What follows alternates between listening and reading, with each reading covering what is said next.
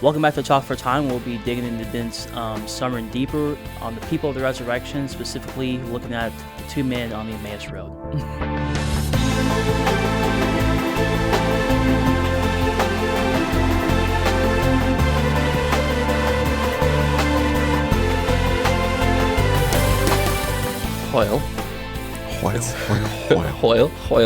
It's been a couple of weeks since we've been around this table. Yes. In fact, longer, because the last one was done ahead of time. It was a preemptive strike. Yeah. So yeah, it's like 2.5 weeks. Feels kind of weird. Yeah. But how was the Easter weekend?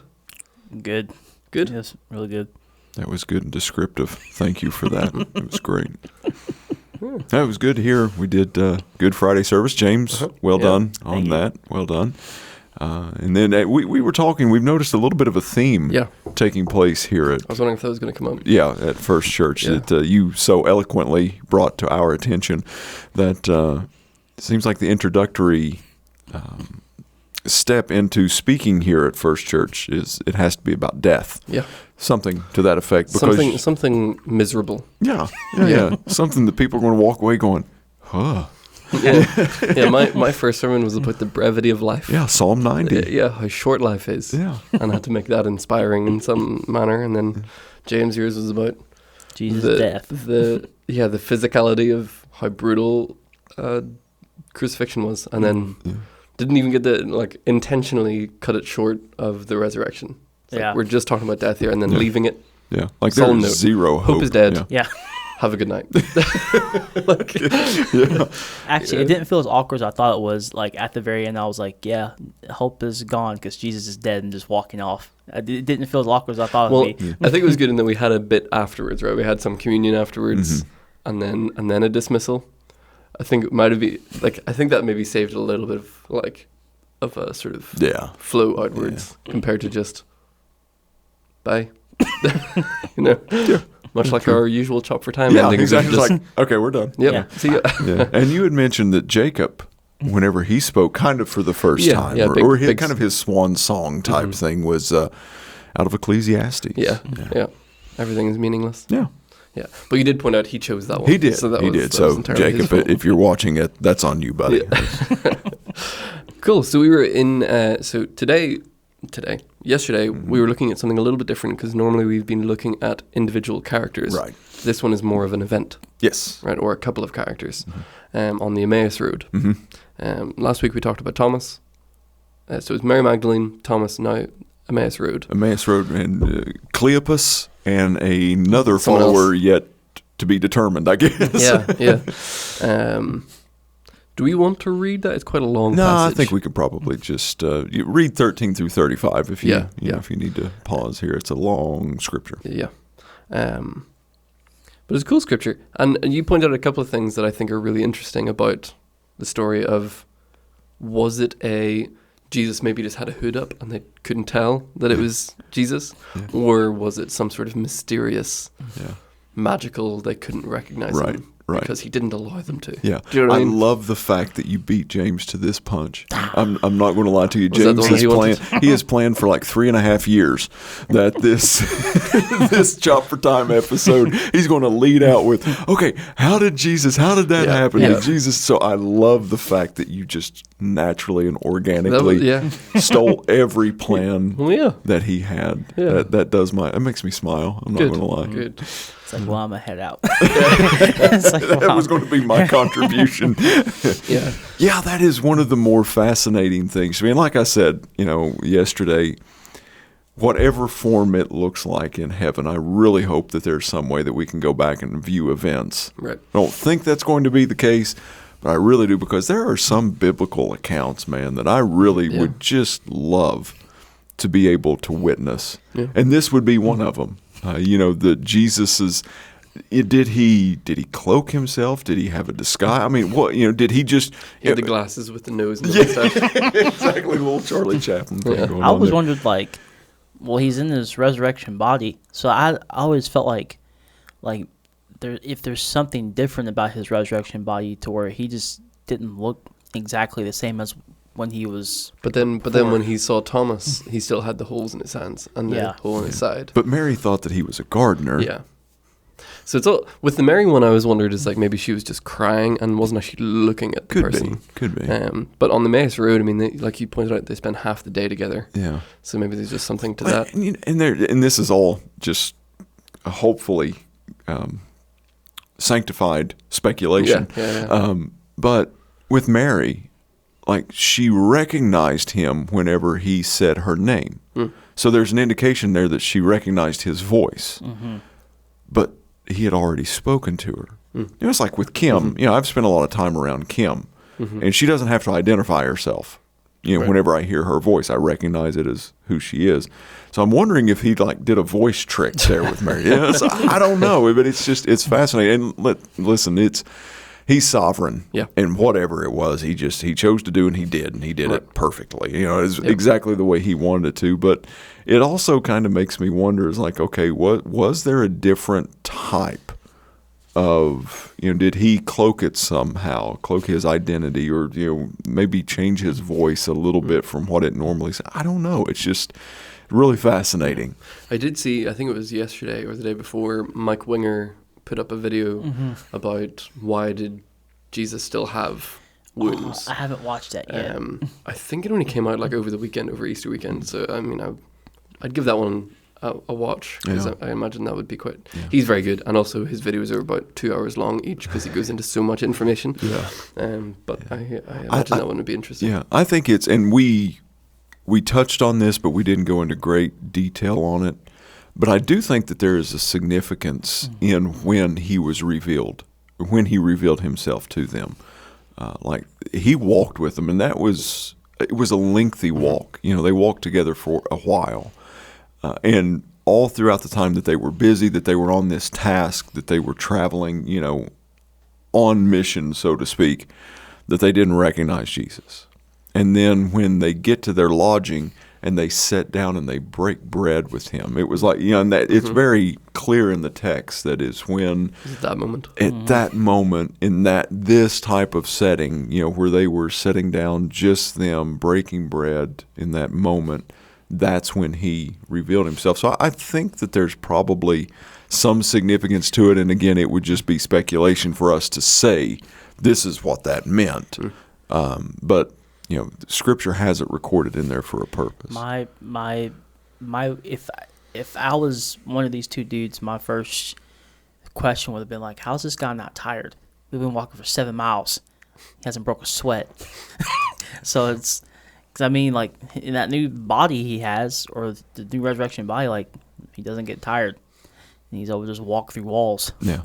No, I was going to say, let's not gloss over the fact that he teleported. He does. Yeah, he just disappears. Here as well. Yeah. Very cool. Well, so you had sort of 3 sort of learning points from this passage. Do you want to go over those super quick? Yeah, I'd be glad to. Yeah, we took a very practical look at this from what can we, apply, what can we put into practice in our lives. And, the first one of those is...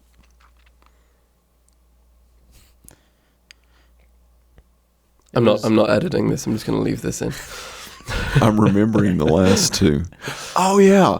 That it's far more important to focus on what is inside of us, what's happening internally, than what's going on externally. So that long pause was for dramatic effect. I remembered it the whole time. But that's, I think that they got lost in the assumption and what they perceived was happening and what had happened, and they lost focus on Christ. They got to looking so much at the events, what was not happening, that they really lost focus on Jesus. So that was the first thing. The second thing is that there is definitely a right way and a wrong way to read Scripture. One of the reasons that I think that they lost focus of Jesus is that even though that they had been told and instructed many times that they still had this mindset that Jesus was going to sit on a physical throne and physically restore the kingdom and the nation of Israel and be gone with the Roman, oppression and occupation here. We're going to, be revived physically. And then the last one was that, his resurrection, Easter, the Easter holiday, it's more than just a single holiday. It is our identity. The resurrection is who we are. We are, along with the people we're looking at during this series, we are also resurrection people. And that's our song. That's our identity. Cool. James, any thoughts? Just I was just wondering, as you was talking about it, I always wondered, why is this other guy not named? Is he just not important? Did Luke just not care to write his name down? Or maybe was it that, how you say his name? Cleopas. Cleopas? Mm-hmm. Was he just the one doing a lot of the talking? I don't know. I always wondered, why? Well, he says there's two of them. Mm-hmm. Why is this other guy not mentioned? I don't know. That's just something I always thought about. Who's this other guy? And also, I remember you mentioned it to me and Cole after the service, and we were all just chatting, and you were like, can you imagine him going through the entirety of the scriptures, just saying this is me, this is what the Messiah's supposed to do, supposed to die and suffer, and then all of a sudden he just reveals himself, and they're just, he even says the whole time didn't we feel this burning sensation within us, we should have known it was him. Well, and how disciplined and eloquent of speech do you have to be to give a whole historical account of yourself and not reveal to it as they spoke of me, or and also keep them listening intently for a 7-mile journey, right? To go through the entire. It's hard for me to Old keep Testament. someone's attention for 7 miles when we're in a vehicle, much less on foot. One of your points that I thought was interesting was the right and wrong way to read the Bible, and that there are, mostly, I think the point was, especially with the Old Testament, it points to Jesus. Yeah. And we've talked a little bit about that, of just talking about the hero of the Bible rather than the heroes, right? And there's a main character to this story, and it's not you or me. Right. It's not David, it's not Moses, it's not Noah, even though they're very cool, strong characters. Mm-hmm. And you also pointed out, when it comes to sermon series, the Bible does tell you multiple ways that we should manage our finances and then the importance of giving and all these kinds of things. But that's not the primary message. It's not a philosophical book. Right. Although it can be. There are moments in there that we can take and use philosophically. The whole book is not directional, even though there are certain chunks that are very directional. Mm-hmm. A lot of Paul's stuff is very much hey, do this, don't do that. But it's always intertwined with this underlying theme of because Jesus died for you. Because that's the main point, and which I thought was good. And that we always try to, at First Church anyway, we always try to bring it back to that main point. Yeah, and that, looking at, I made a couple statements yesterday that I wanted to make, and then I wanted to follow up with some balancing statements as well, because, I made the statement that Jesus didn't come so that he can make your life better. Mm-hmm. He didn't come to make your life better. He came to save your soul. Right. Now, does your life get better because he saved your soul? Absolutely, in so many ways that go beyond description. Right. But his purpose in coming wasn't to make your life better. Right. He came to save your soul. We don't need to be reading the Bible to find out 10 ways to be a better spouse or a better parent or manage our finances. Now, does the Bible instruct us in all of these things?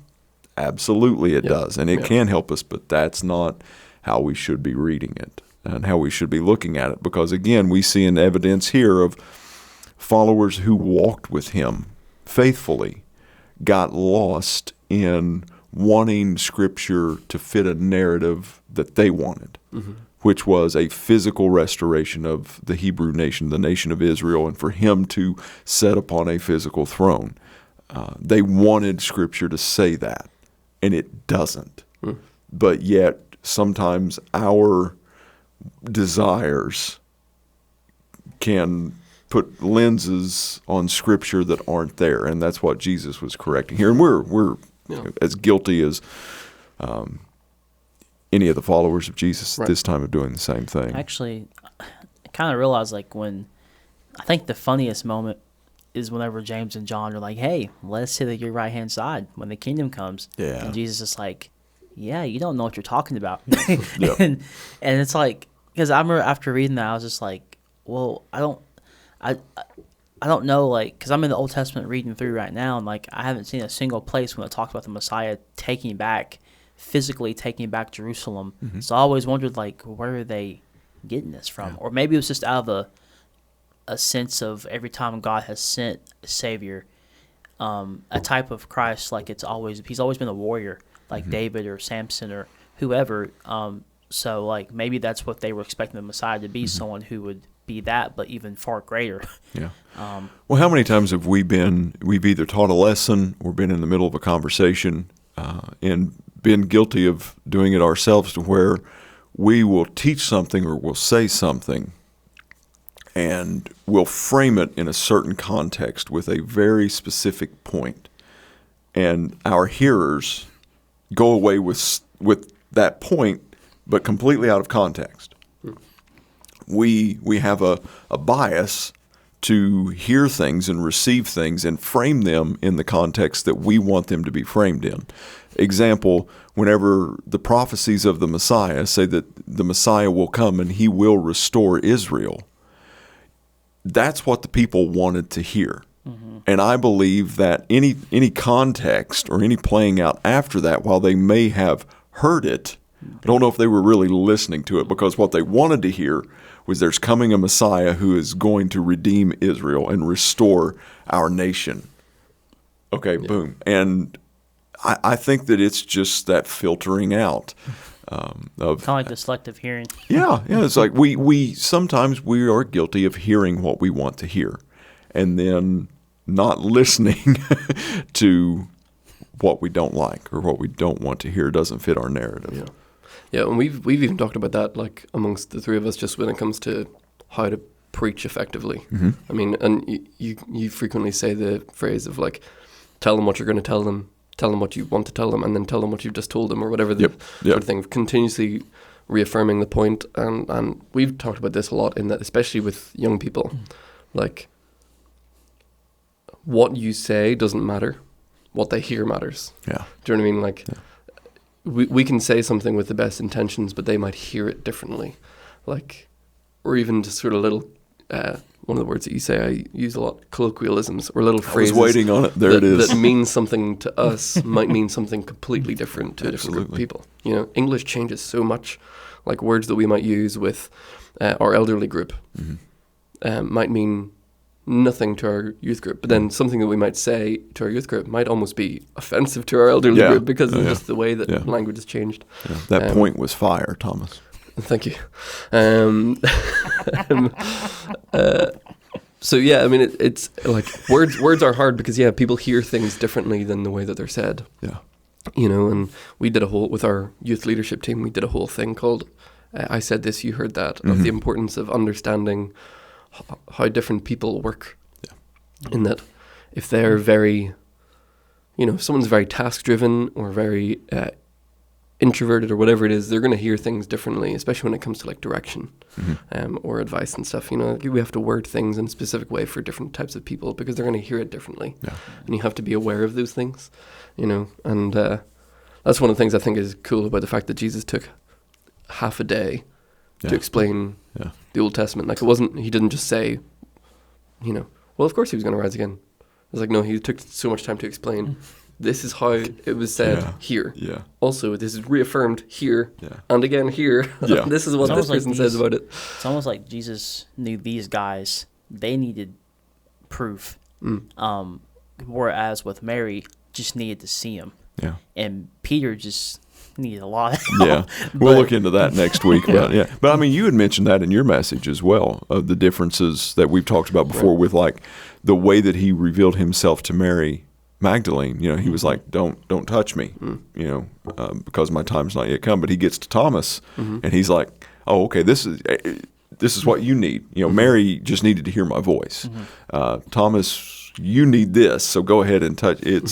And then with these guys, maybe it was one of those things that, man, they need a dissertation here. They need the head knowledge. Right.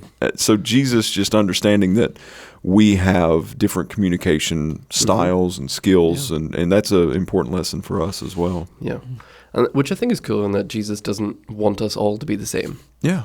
And he also doesn't expect us all to be the same. Yeah. It's like, if you don't get it this way, tough. Yeah. Like, he works with us each where we're at, which I think is really cool. Yeah. And also speaks to just how crazy good he is. Yeah. Of like, one, knowing how to interact with billions of people throughout history. Yeah.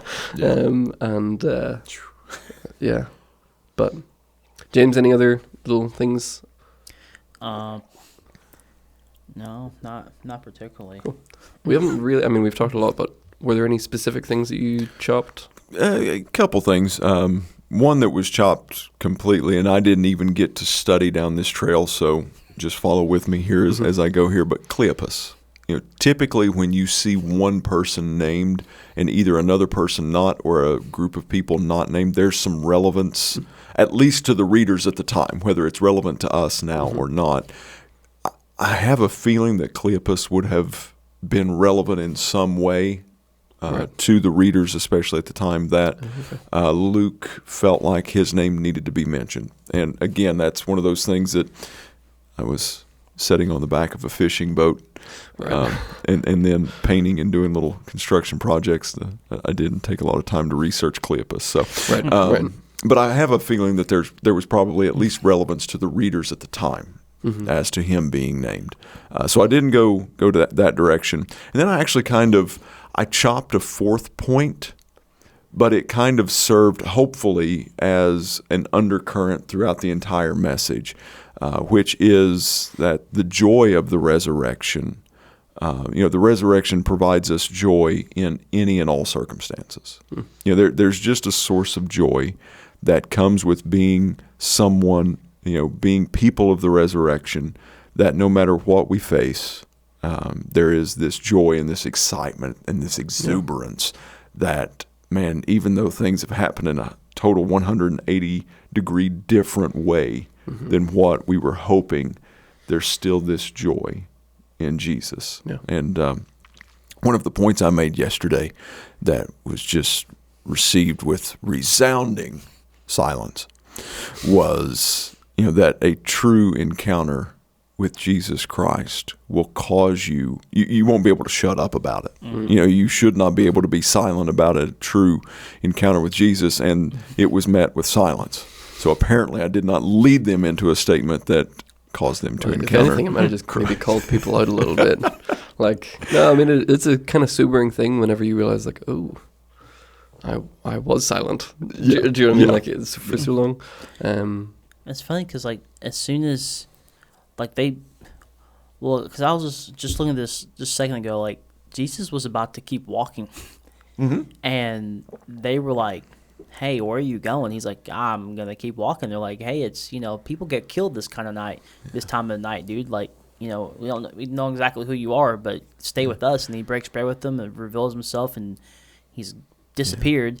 And then they run 7 miles back to Jerusalem. So I think that there's some safety elements there too, but with them making that statement of, did our hearts not burn within us, there had to be something there that they recognized that, listen, there's something about this guy. We don't want him leaving. We want him to be safe, but there's also something there's something here, and we don't want him to leave us. Yeah, and it does speak to the accommodating nature that the Jews did have as a people group. Yeah. They wouldn't just leave one of their own. Right. Walking in danger. Yeah. They'd leave a Samaritan. They'd leave. I was thinking that actually. But because we see that also with the birth story of Christ, which I remember we had a Jewish scholar come in and teach us about. I mean, he was a Messianic Jew, teaching us about the was he a birth Jew? Story. He was a Jew. Okay. Yeah. It's still early.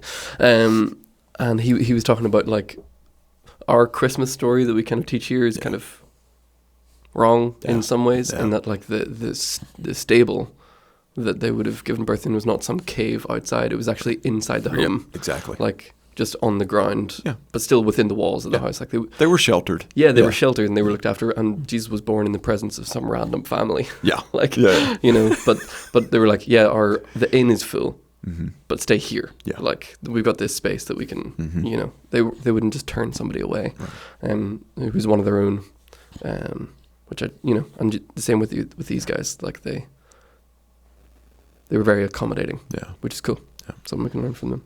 But yeah, the idea of Cleopas being named is definitely interesting. It's sad that we don't hear anything else about him, because he must have been important in some capacity. Right. Or maybe just this conversation was enough that maybe Luke thought this guy did something right in asking questions and talking with Jesus and welcoming him in. Yeah, which knowing the three of us, like I do now that we've mentioned that about Cleopas, all three of us at some point during this week will be digging into who Cleopas was. Yeah.